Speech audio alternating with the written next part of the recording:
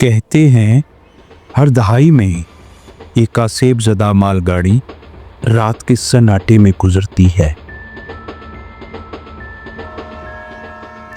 ना कोई ड्राइवर, ना कोई अमला, बस एक वहशतनाक सीटी जो खामोशी को चीर देती है।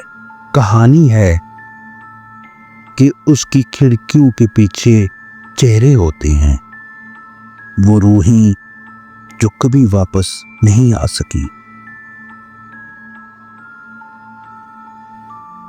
तो क्या तुम में इतनी हिम्मत है कि रात के अंधेरे में इस खाली रेल के ट्रैक के करीब जाकर वो सीटी सुन सको? याद रखो, कभी कभी कुछ राज ऐसे होते हैं जो जानना बेहतर नहीं होते।